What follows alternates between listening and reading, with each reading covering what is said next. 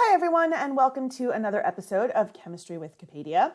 Today I will be doing a tutorial on how to balance equations. So in class we went over some rules on how to balance equations. This is kind of, if you're just getting started and are very, very confused, then these are sort of helpful to organize your thoughts. Today we're going to look at a method where we just kind of use a chain reaction to figure out what needs to be balanced and how we balance it. The main thing to look at here is this last rule. If you do get stuck and you can't figure out a way to get everything to add up, or if you're looking at odd numbers, multiply all the coefficients you already have by 2 and then recount everything, and that should fix a lot of your problems. Okay, so let's get started. All right, so here, instead of writing out all of the elements we have and then figuring out how to make them equal, we're just going to look at the equation and go from there. So we'll start with what we have the most of, which is this bromine here. We have 3 bromines on the product side, on the right side, and we have 2 bromines on the reactant side, which is the left side. So I need both of these to be equal. So I can only multiply by whole numbers. So I need the least common multiple of 2 and 3, which is going to be 6. So in order to get 6 from 2, I would multiply this by 3. And then nothing else here changes because the bromine is by itself. And then here, in order to get 6, I would multiply that by 2. So when I multiplied the bromine by 2 to get 6, it also changed the aluminum. So now the aluminum, originally I just had 1 since there's no subscript there. So now I have 2, which means I need to go back and put a 2 there.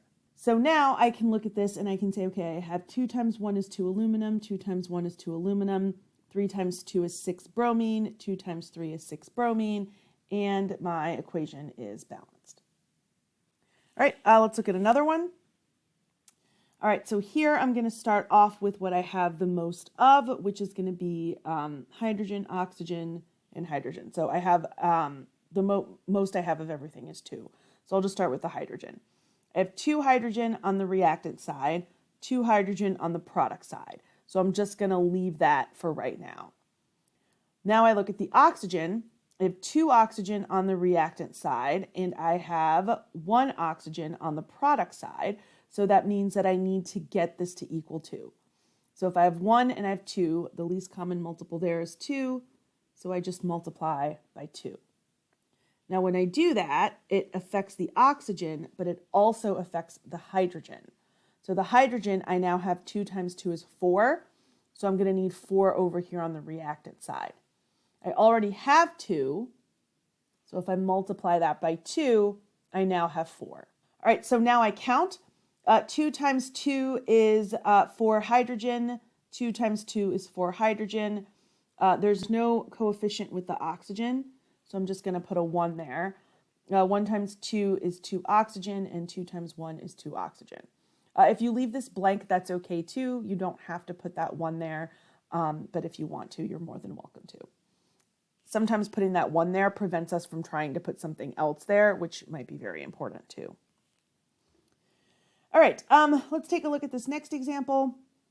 This one's a little bit different because we have here, there's an oxygen here and there's an oxygen here, and they're both on the reactant side.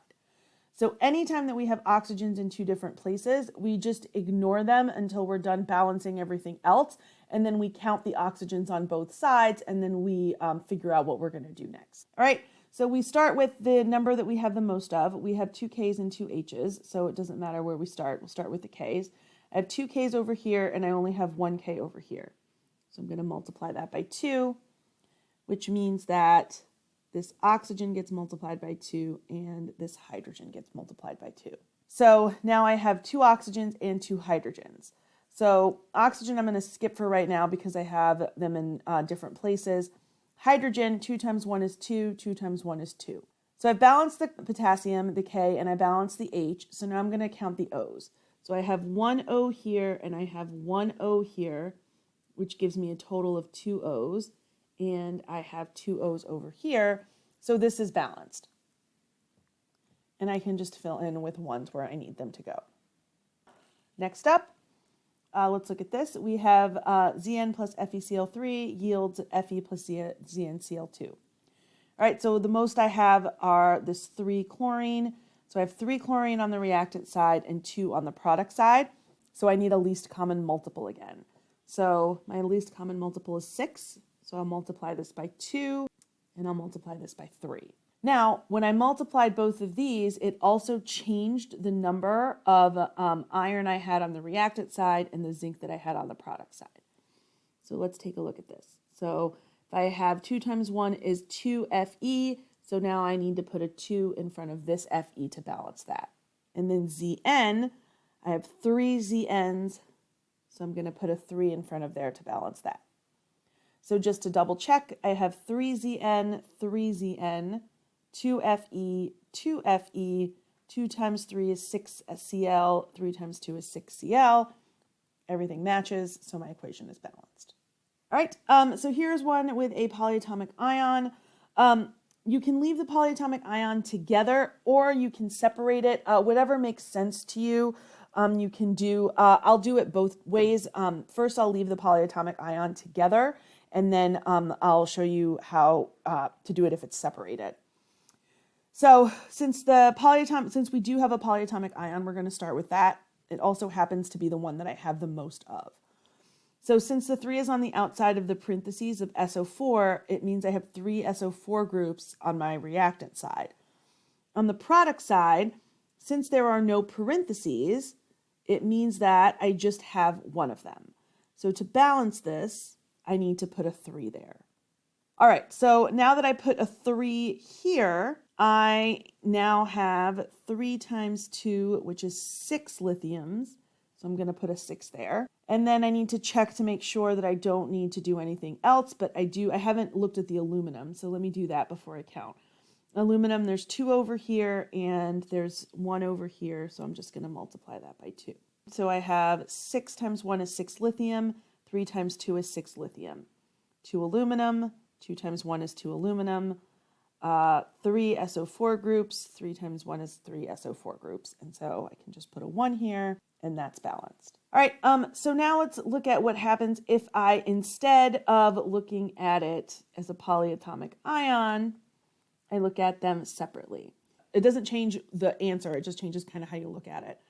So here, what I can do is I can separate out this S, and I can say I have 3 S's here, and then I have 4 times 3 is 12 oxygen here, 4 times 3 is 12 oxygen here. So by separating that, I find that I still am going to do exactly the same thing. I'm just counting each element instead of counting it as a group, which sometimes people find easier. Then I can just do the same thing I did before. I have 6 lithium, I have 2 aluminum, and then I can just put a 1 there. So I end up with the same answer regardless of how I look at it. All right, so let's look at this next example here. I have H3PO4 plus KOH gives me K3PO4 plus H2O. So here again, I have a situation where I have an H and an H, and they're both on the same side. So what I'm going to do is I'm just going to ignore the hydrogens for right now. I'm going to balance everything else, and I'm going to see what happens when I do that. All right, so since we're going to ignore the hydrogen, we'll just start with the K. I have 3 Ks here, and I have 1 here, so I'm going to multiply this by 3. So that multiplies my oxygen by 3, and it multiplies my hydrogen by 3. All right, so if I have 3 oxygens, I need to put that with the oxygen, so I'm going to put this in front of the water. This PO4 oxygen is the same as this O4 oxygen over here, so I'm not going to do anything with that. That PO4 and that PO4 go together. All right, and so now I have a total of 3 oxygens, but I have 6 total hydrogens over here now. All right, let me make sure that everything other than the hydrogen is balanced. I did the O's, I did the K's. I have 1P, 4 oxygens, 4 oxygens. So I'm good everywhere else. So now I'm going to count my H's.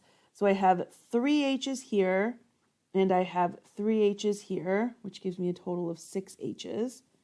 And I have 6 H's on my product side. So that's balanced. All right. So anytime that you have a situation like this where you have multiple H's on the same side, we want to just wait to do anything with that, deal with it at the end. This oxygen, because there was an O4 and an O4 here, those are the same, so I can just kind of put that to the side. All right, so let's take a look at our next example here. C3H8 plus O2 yields CO2 and H2O. So here I have another example of an element that is in 2 places on the same side of my equation. This time I have oxygen in 2 places on the product side.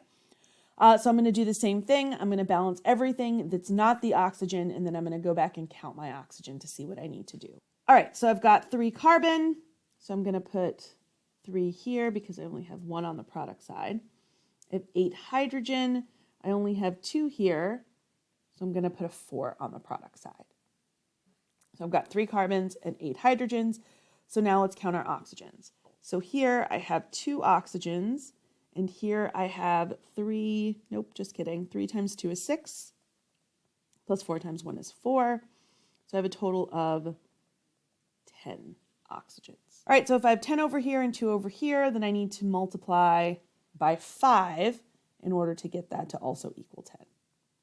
All right, so I have 3 carbon, 8 hydrogen, 8 hydrogen. 5 times 2 is 10 oxygen.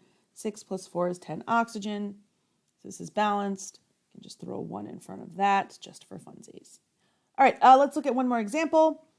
Here we have C4H10 plus O2 yields CO2 and H2O. This looks very similar to our last example, but the differences here are that the carbon and hydrogen numbers are different. Okay, so we're going to do the same thing that we did last time. I'm going to balance my carbons. I have 4 on my reactant side, put 4 on my product side. 10 hydrogens here, 2 hydrogens here. So 5 will give me 10 hydrogens. All right, so now I count my oxygens. I have 2 over here, and I have 8 plus 5 equals 13 over here. So here's where we run into some difficulty. So I've got 13 over here, and I've only got 2 over here. So how do I fix this? So the least common multiple between these two is 26. So I would need I need both sides to equal 26. So basically I'm multiplying the reactant side oxygen by 13 and the product side oxygen by 2.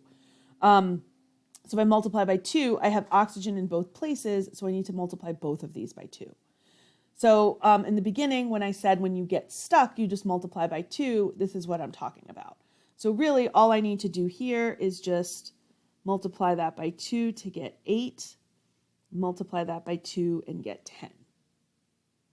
All right, so when I do this, the first thing that it does is it changes the number of carbon. So I have 8 carbon here and 4 carbon here, so I'm going to need to put a 2 there. I have 10 times 2 is 20 hydrogen, 10 times 2 is 20 hydrogen, so that fixes that problem. All right, so the carbon and the hydrogens are balanced again, so I'm good with that. Now I can move on to my oxygens. So 8 times 2 is 16, plus 10 times 1 is 10. So this gives me a total of 26. So if I have 26 over here and 2 over here, then I can multiply this side by 13 to also get 26. And now my equation is balanced.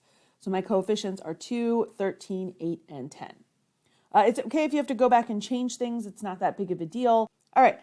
So that's balancing equations. Let's do one problem where we prove the law of conservation of mass. So the law of conservation of mass says that the mass of both sides of my equation have to be the same.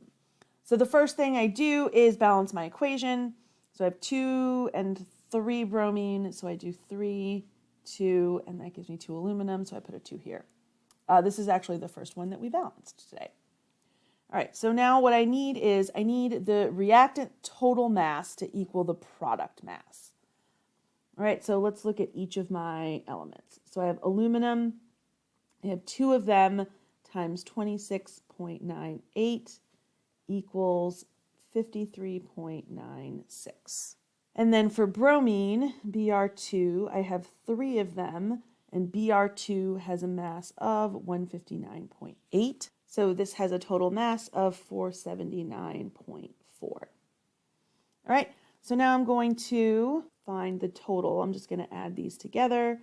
So the total reactant mass is going to be 53.96 plus 479.4 gives me 533.36 grams. All right, so now I'm going to find the product mass. All right, so here I have AlBr3, and I have 2 of them. And each AlBr3 has a mass of 266.68. I just found the molar mass, 3 bromines plus 1 aluminum gives me this. And then when I do this math, I get 533.36. And since there's only one product, that is also the total product mass, 533.36 grams. And I can clearly see here that 533.36 and 533.36 are equal. Hooray and huzzah. So to prove the law of conservation of mass, I do need to show my work on how I got the total reactant mass and the total product mass. You can't just be like 12 equals 12. Like, yes, 12 equals 12, but like, where did those numbers come from? So we do need to show all of our work when we're proving the law of conservation of mass. All right. This has been another episode of Chemistry with Wikipedia, tutorial edition. I hope you learned something, and until next time, keep on chemin'.